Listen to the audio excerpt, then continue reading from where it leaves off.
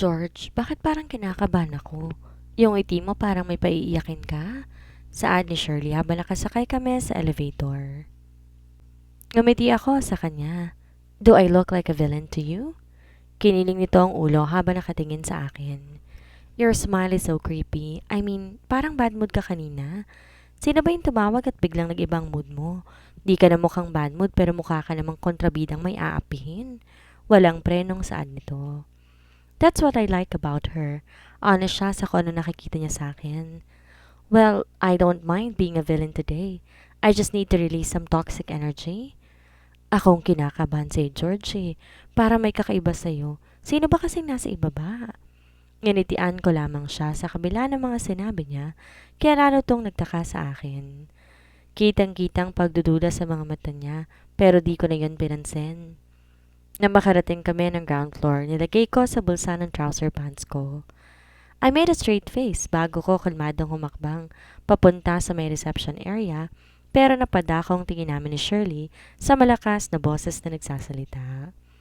Bakit di ako pwedeng pumasok? I always went here at palagi na lang ninyo kung di pinapayagan. My fiancé is the owner of this building at nilalandi siya ng malanding sekretarya niya, kaya papasukin niyo ako? Galit na saan nito sa security. Hindi ba yan yung anak ng tatay mo sa... Di na naituloy ni Shirley ang sasabihin nang ma-realize niya kung sinong babaeng kulang na lang magwala dahil naharang na to ngayon ng security pero nagpupumilit pa rin to.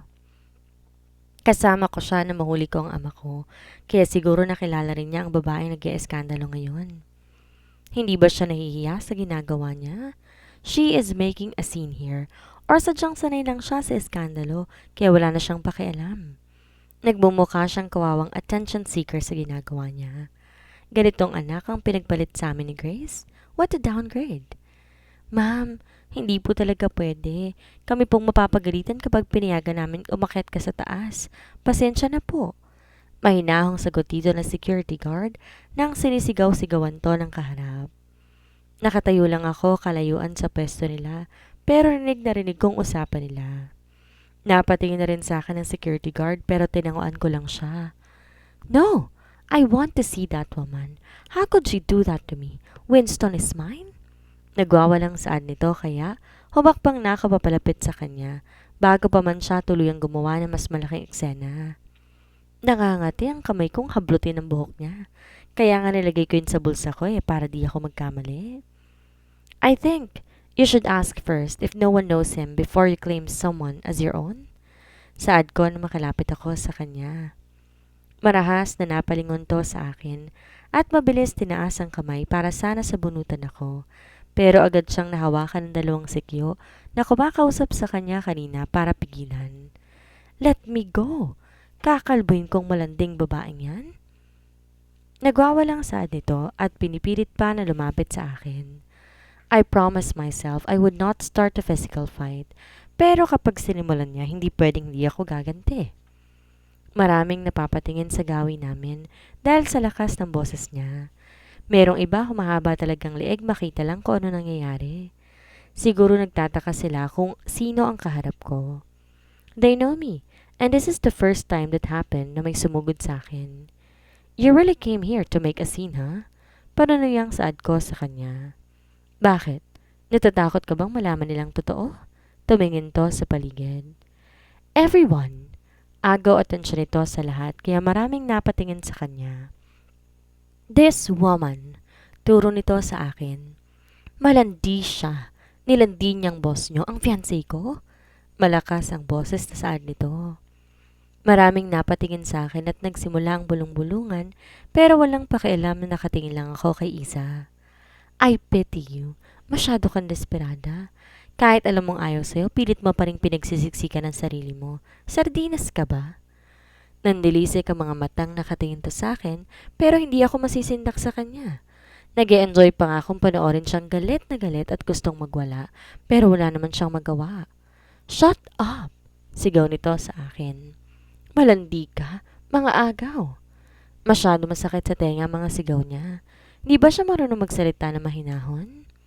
I don't know how she found out the truth pero mukhang may nagsumbong sa kanya. Kaya nandito siya ngayon at gumagawa ng gulo. Kung sino man na nagsabi sa kanya, baka pasalamatan ko pa. Di ako nahirapan sabihin ng balita sa kanya. Humakbang ako papalapit sa kanya. Mas sinigpitan naman ang dalawang gwardiya na may hawak dito. Ang hawak nila sa mga braso nito. Ako, malandi? Mapang-asar nang umiti ako sa kanya at ipinakitang singsing na suot ko. Bago ko maarteng tinakip sa palad ko ang kamay ko para mas makita niya. Napatingin to doon. Natigilan to. Kitang-kita ko ang gulat sa mga mata nito. Mas tumalim ang tingin nito sa akin. Lalo nang galait ito sa galit na ikinatuwa ko. Ganyan nga, magalit ka. Para naman makabawi ako sa lahat ng sama ng loob na naramdaman ko na malaman kong pagluloko ng ama ko. Akala ba nila nakalimutan ko ng lahat dahil lang sa nanahimik ako?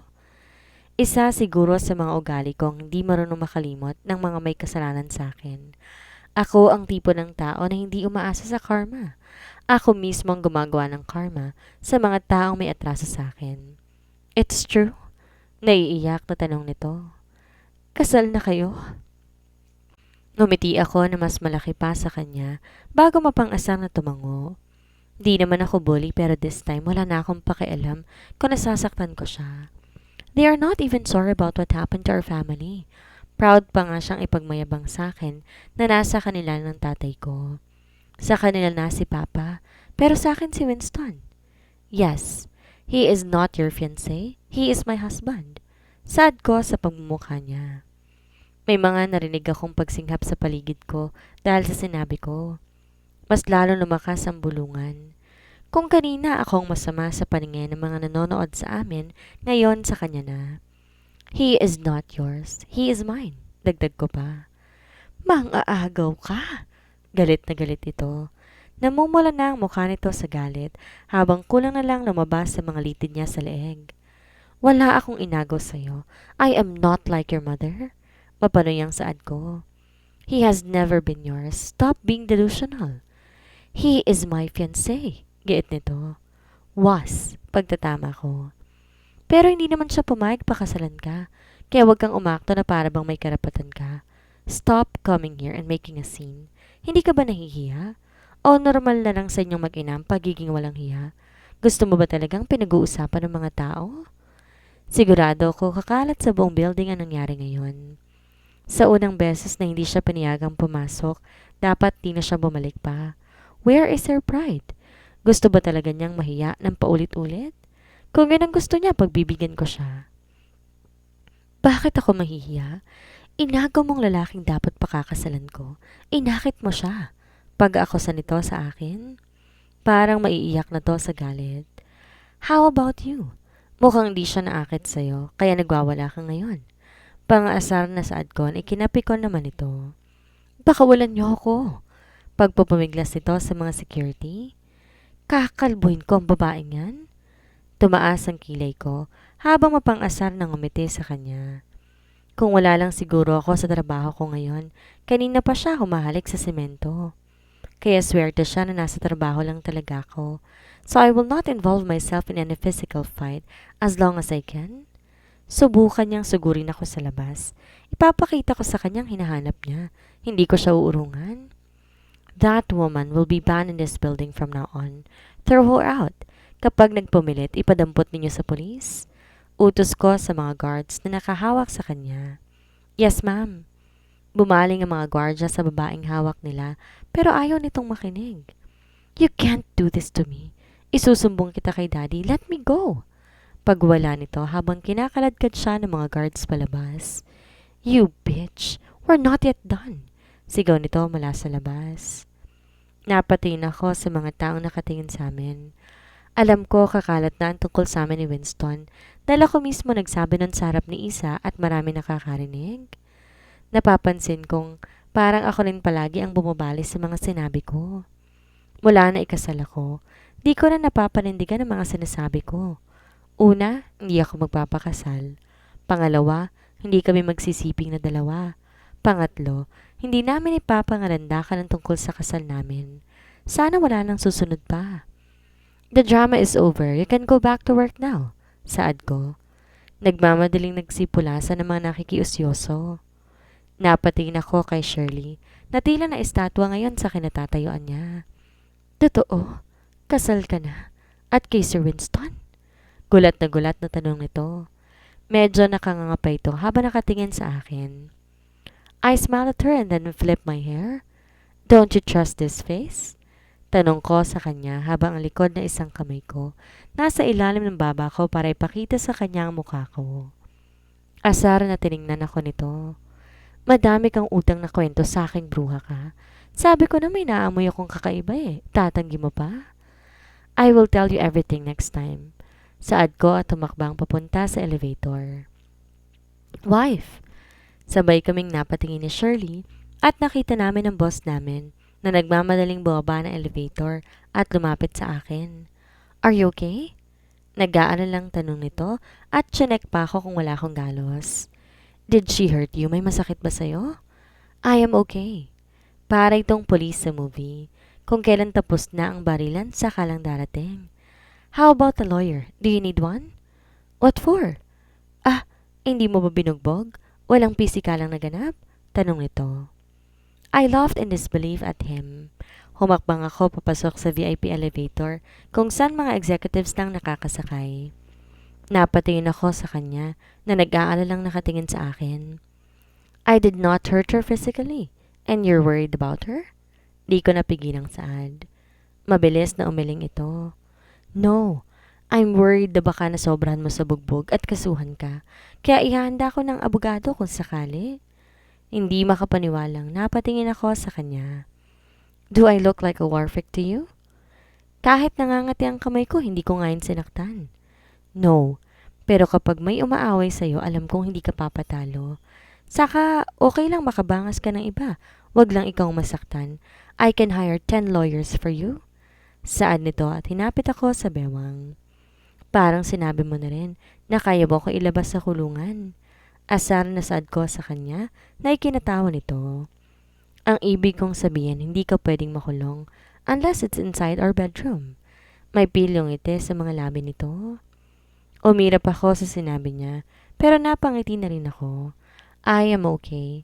Alam ko na nag-aalala lang siya, pero sabi nga niya hindi ako magpapatalo, kaya wala siyang dapat ipag-alala. What actually happened? Tanong nito nang pumasok na kami sa opisina niya. Akala ko tapos na, may tanong pa pala siya. Nothing. Asawa ko, come on, tell me. They called me and said Isa was there and the two of you were fighting. Saad nito na tila problemado sa nangyari. Sino pa ba kasing tumawag sa kanya? Buwaba na nga ako para di niya malamang nasa baba ang babaeng yon. Then that's what happened. Simpleng sagot ko. I mean, why do you have a fight with her? Sigurado ka ba hindi kanya sinaktan? Your fiancé made a scene and called me mga agaw. Sinaktan? Do you think papayag akong masaktan niya? Kasasabi mo pa lang, hindi ako nagpapatalo. Paalala ko sa kanya. She's not my fiancé. Tanggi nito. Your grandfather wants her. I am not my grandfather. Alam ko naman yon, pero alam ko, malaki pa rin talaga ang say ng lolo niya. Okay, I said, shrugging my shoulders. Okay, can I go back to my work now, sir? Tanong ko sa kanya. Busy ako sa ginagawa ko, nang biglang tumawag ang para sabing nasa baba ang eskandalosang ex-fiancé niya. Kaya madami pa akong gawain. Nakatayo ako ngayon sa gitna ng opisina niya habang nakasandal siya sa likod ng isang couch. Humakbang siya palapit sa akin, kinuha mga kamay ko. Wife, I'm sorry. I know ako ang dahilan kung bakit sinugod ka niya. Next time kapag pumarito ulit siya, let me face her. Akong bahala sa kanya. Napatingin at napangiti sa akin na makitang singsing na suot ko. Nagtatakang nakatingin siya sa akin habang nilalaro ang daliri kong may suot na singsing. You wore it? I don't need props to show her that she's after someone who is already owned by me. I don't think she will have more guts to come here. I asked the guard to ban her for entering the building. She's always disturbing people in the reception, and I am not tolerating it. Hinapit niya ang bewang ko. Sinubsob ang mukha niya sa balikat ko. Kinikilig ako, bulong nito. Napanganga ako sa sinabi niya, kaya umakma akong lalayo sa kanya para makitang mukha niya. Pero mas sinigpitan niya ang pagkakayakap sa akin. Kinikilig siya. Wala naman ako nakakakilig na sinabi. Ano nakakakilig sa sinabi ko? Tanong ko sa kanya. You said you owned me, sagot nito. I pushed him. Stop acting like a kid. Go back to your work, saad ko sa kanya. Napasimangot naman to sa sinabi ko. Asawa ko. You have a lot of paper to review. Just focus in your work, sir. Ang dami pang mga nakatambak na papeles sa ibabaw ng table niya. Kaya yun munang unahin niya. Mamaya na lang ulit kami mag-usap kapag nasa bahay niya. Work. Utos ko sa kanya. Mabilis na pinatakan ko ng halik ang pisngi niya na ikinangiti nito. Yes, Madam Secretary. Sagot nito at mabilis na bumalik sa swivel chair niya. Lumabas naman ako ng opisina niya at bumalik sa table ko. Nakita ko naman si Max na papasok sa opisina niya na may dalang folder. Hi, Miss G. Angas niyo kanina. Saan nito habang malaki ang ngiti sa akin? Bahagyang tumaas ang kilay ko sa sinabi niya. Mukhang nakita niyang eksena kanina. Nag-thumbs up pa ito sa akin bago pumasok sa CEO's office. Napapansin ko, para nagiging close na silang dalawa ni Winston. Hindi ko na lang pinansin ang bagay na yon at nagpatuloy na lang ako magtrabaho. Muling lumabas si Max na mas malapad ng ngiti, kaya nagtatakang napasunod na lang ako ng tingin sa kanya. Hindi ko alam kung bakit parang tuwang-tuwa siya. Nang sumapit ang lunch, naghanda na ako. Sabi kasi ni Shirley sabay kaming kakain, kaya kinuha ko ang cellphone ko para sana i-text siya. Pero napakunot ang noo ko nang makita ko ang madaming notification sa akin. Naka-silent kasi ang phone ko, maliban na lang sa call, kaya hindi ko namamalayan kung may nagte-text or may notifications ako. Madami ding mga messages sa akin. Nagsalubong ang mga kilay ko na puro congratulations ang natatanggap ko. Binuksan ko ang social media ko dahil hanggang ngayon, sunod-sunod pa rin ang notifications ko. Napanganga ako nang bumungad sa akin isang post. It's me in the picture with a caption, asawa ko. Nakahiga ako at natutulog. Pakiramdam ko kaninang umaga lang to. Hindi ako nakatag dahil hindi naman kami friends na dalawa at di ko pa siya ina-accept pero marami nang nagme-mention sa akin. Isa na roon sina Sir Warren, Sir Six at Ma'am Riri. Sobrang daming congratulations na comment sa post niya. Warren Smith, angas, ganda ni George, di kayo bagay. Sir Biang Cherry, Winston, tumatabang na kahit mukhang takusa. Riri Benaventura, she's gorgeous. Shirley Almonte, that's my best friend. Marami pang mga comments pero hindi ko na binasa at agad na akong tumayo sa kinauupuan ko at sumugod sa opisina niya. Naabutan ko tong nakarap sa cellphone nito at nakangiti. Agad na napatingin to sa akin nang walang katok na pumasok na ako. What's this? Tanong ko sa kanya at pinakita ang post niya. Post? I mean, why did you post me? You already announced about our marriage, so I'm just doing the same. Simpleng sagot nito at ibinaba ang cellphone na hawak ko. Are you angry? No, but why? Everyone already heard what you said. I know people are talking about us now. I'm just confirming what they heard. Tumayo ito at lumapit sa akin. Sinapon niya ang mukha ko. You are my wife. I don't want people to think bad about you because Isa claimed you as fiancé stiller. Di mo ako inagaw. Ginusto kong pakasalan ka. Masuyong saad nito habang nakatingin sa mga mata ko. Totoo naman. Alam ko pinagpapiesta na kami sa opisina dahil sa sinabi ko kanina. Pero ngayon pati na rin sa social media dahil sa naging post niya.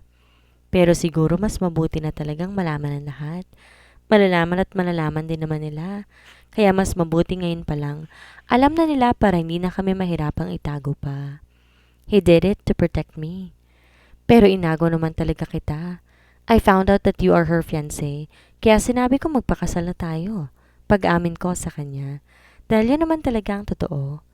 Sinadya ko magpakasal sa kanya para makaganti ako. Kung magagalit siya sa akin, maiintindihan ko. Kung ganon, Dapat pa pala ako magpasalamat na siya ang gusto ni Lolo para sa akin. Mas napadali para sa akin na pakasalan mo ko.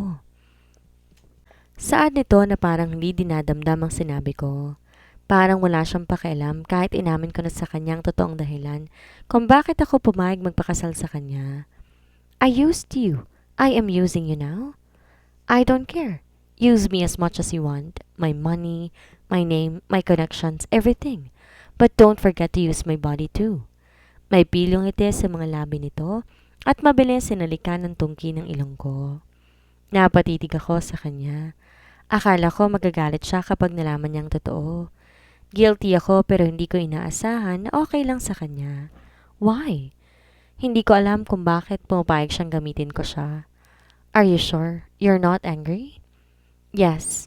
I know you have a reason why you want to marry me that day, but I just grabbed the chance. I don't care whatever your reason is. What's important to me is that you are my wife now.